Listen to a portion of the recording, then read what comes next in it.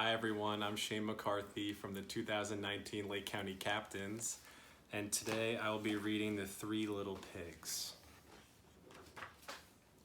There once was a mother pig who told her three little pigs that it was now time for them to seek their fortunes. She warned them that each one must build a house to keep himself safe. The first little pig met a man with a bundle of straw. He asked the man for some straw and built himself a little straw house. Soon enough, a wolf came along and knocked on the door saying, little pig, let me come in." "Not by the hair of my chinny chin chin," answered the first little pig. "Then I'll huff and I'll puff and I'll blow your house in," said the wolf. And he huffed and he puffed and he blew the straw house down. The first little pig was not safe in that house. The second little pig met a man with a load of sticks. The pig decided to make his house of sticks. Along came the wolf, who knocked on his door and said, little pig, let me come in." "Not by the hair of my chinny chin chin," answered the second little pig.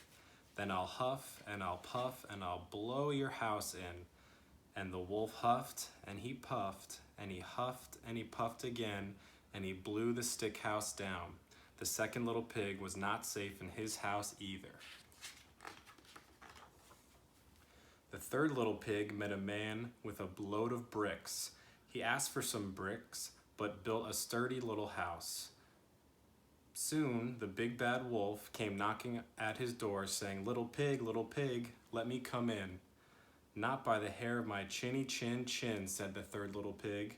"Then I'll huff and I'll puff and I'll blow your house in," said the wolf. So he huffed and he puffed and he huffed and he huffed and he puffed, but he could not blow down the brick house.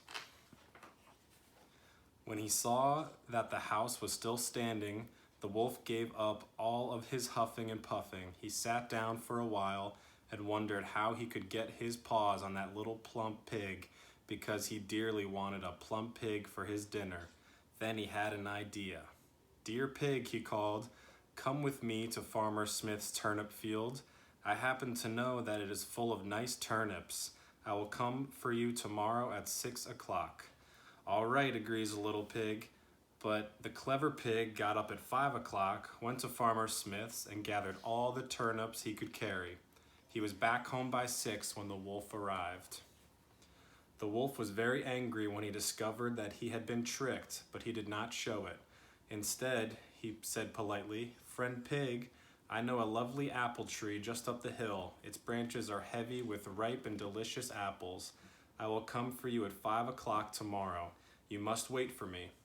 Of course, the little pig had a better idea. He awoke at 4 o'clock, hurried off to pick the apples, hoping to return before the wolf came.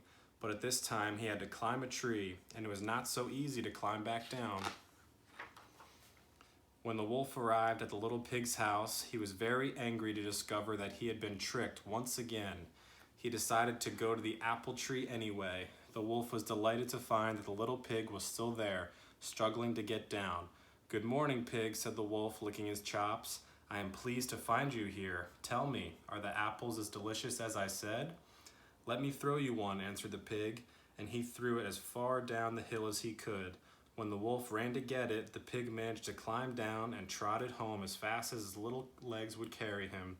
There he baked himself a plump apple pie and had quite a feast. The next day, the wolf was back. He thought of another way to get the pig to leave his house.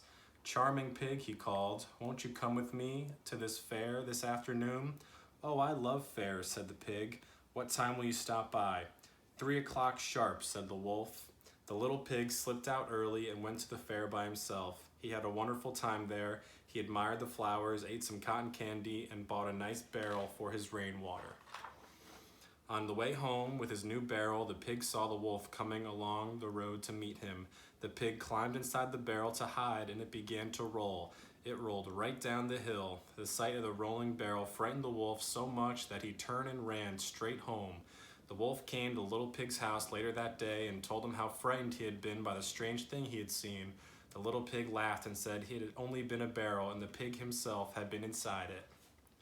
The big bad wolf did not like to be laughed at, and he was getting very hungry. No little pig was going to cheat him out of his dinner. Pig, he said, I'm tired of your tricks. The time has come to eat you up.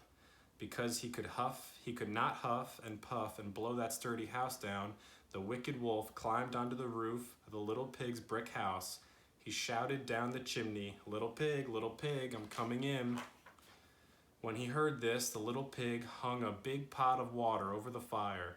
The big bad wolf came down the chimney and fell straight into the boiling water. That was the end of the big bad wolf. I hope everyone stays healthy, and we'll have some baseball back for you real soon. Thank you.